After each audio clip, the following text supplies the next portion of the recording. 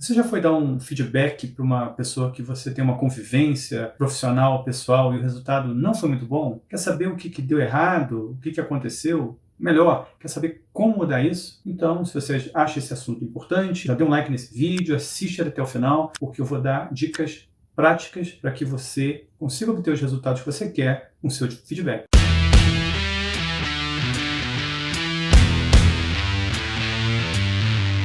Indo para o conteúdo. Quando nos relacionamos com pessoas, convivemos com elas, a gente vai acumulando o que a gente chama de gatilhos de relacionamento. O que são esses gatilhos de relacionamento? Vou dar exemplos. Um tipo são eventos passados, situações não resolvidas. As coisas vão se acumulando até que o caldo entorna. Eu vou dar um exemplo. O João foi facilitar um workshop, o chefe incumbiu ele de facilitar o workshop, e o chefe vai dar um feedback para ele. Olha, João, aquele workshop que você facilitou não foi legal porque o horário não foi cumprido. Você não cumpriu o horário ou não entregou o conteúdo que era para ser passado no workshop. O João já está por aqui com o chefe porque ele distribui as tarefas muito mal, concentra os trabalhos nele, não dá tempo, não alivia e pior, não reconhece o trabalho que o João tem. O João respondendo o feedback. Pô, cara, você manda muito trabalho, não dá tempo e ainda quer cobrar resultados e nunca nem agradece, não me dá um reconhecimento? Ah, pronto. Aí, o que acontece? O chefe está dando um feedback, é um assunto, feedback daquele workshop que foi mal conduzido.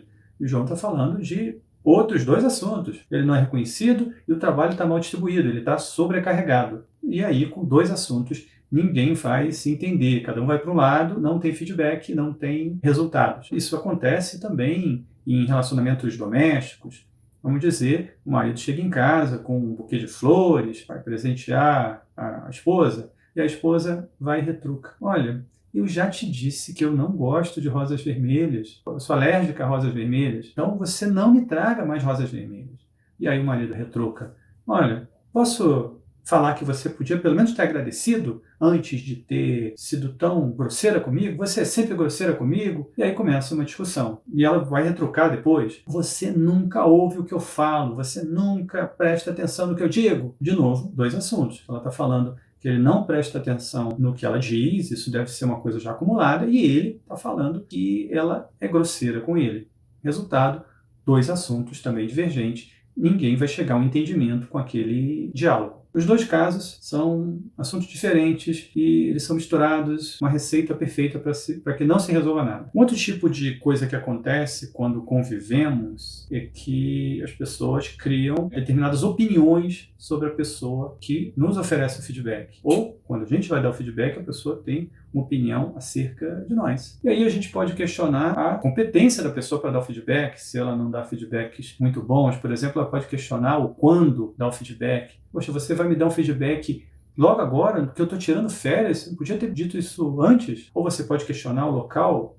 Você vai me dizer isso aqui na frente de todo mundo? Ou na frente da minha noiva? Ou aqui no corredor? Ou você pode questionar a forma como o feedback foi dado. Você poderia pelo menos agradecer para depois criticar, falando sobre a forma que o feedback foi dado. Você pode ter uma opinião também ou questionar a credibilidade da pessoa para falar sobre aquilo ali. Exemplo, ele é teimoso como uma mula e vem me dizer que eu tenho que ouvir mais as pessoas, mas ele não é formado em psicologia. Como que ele vai entender de pessoas desse jeito? Quando convivemos, a forma como somos tratados vai imputar sentimentos. Então, como nos sentimos que somos tratados também influencia esse feedback. Seja no reconhecimento, como eu falei anteriormente, mas ele não me reconhece, tudo. É um sentimento, a pessoa, como ela é tratada. Se, por exemplo, há um respeito, uma relação de autonomia ou controle demasiado, como, por exemplo, muitas vezes a pessoa dá um feedback, olha, por favor, você mande um e-mail, passe cópias para mim, ou manda primeiro para mim para eu dar uma olhada, e aí a pessoa pensa, ele manda no departamento dele, mas aqui o e-mail sou eu vou mandar do jeito que eu quero. O feedback pode ter sido bom, pode ter sido justo, mas em função de como a pessoa se sente, como ela é tratada, em função talvez do histórico de controle demasiado, ela não consegue receber adequadamente esse feedback. Outra coisa que acontece quando se convive muito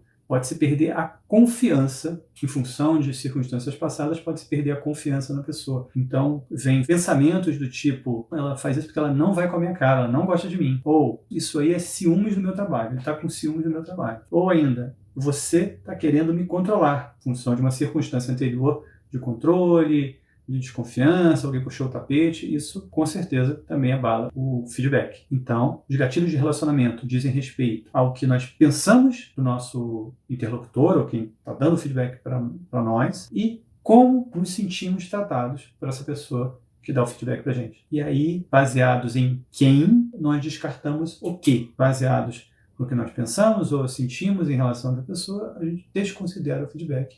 Ou outra pessoa que vamos dar o feedback também vai desconsiderar o nosso feedback. Mesmas razões. Esses dois elementos é que fazem com que somente pessoas, por um lado, pessoas muito próximas, consigam dar um feedback que outras pessoas não conseguiriam, não têm essa aproximação ou relação de confiança, para poder dizer alguma coisa que um estranho não diria. Ou ao contrário, uma pessoa estranha pode dar um feedback para um casal. Então, o marido recebe um feedback de alguém de fora, e aí ele aceita esse feedback, vai falar com a mulher fala, mas eu sempre te disse isso. É preciso que uma pessoa estranha dê esse feedback para você? Olha, porque se num caso a pessoa confia e vai acreditar naquele feedback que foi dado. No outro caso, você pode pensar que, se a sua mulher não tenha expertise naquilo e confia num especialista de fora, quando ela tem total condição de te dar o mesmo feedback, isso causa muito conflito, ou até mesmo as razões. A forma como você é tratado, você desconsidera aquele feedback que é justo,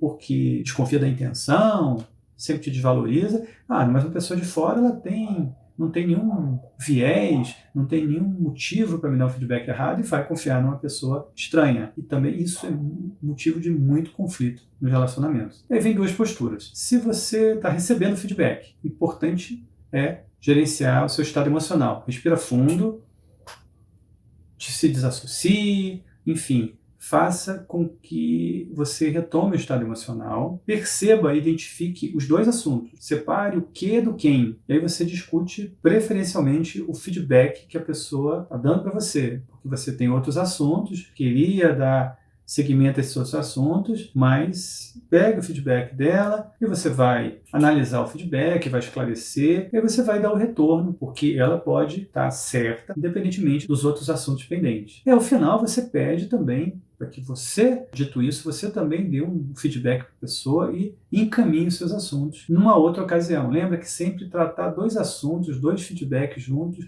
não dá certo. Trate um primeiro e peça para tratar do seu feedback numa outra ocasião. Agora, se você estiver oferecendo feedback e você não percebeu, tem algum gatilho de relacionamento que você não percebeu, e a pessoa te deu aquele feedback de volta, de novo, respira fundo, separe os dois assuntos. E aí, no caso, você pode dar preferência ao assunto da pessoa, porque é um assunto que é pendente anteriormente. Então, você discute aquele assunto com a pessoa, esgota aquele assunto e marque o dia seguinte, já a pessoa vai estar de cabeça fria para você discutir o feedback que originalmente você queria dar para outra pessoa.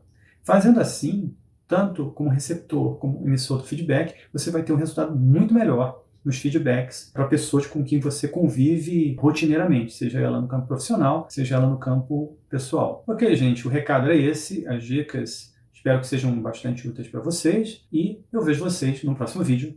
Tchau!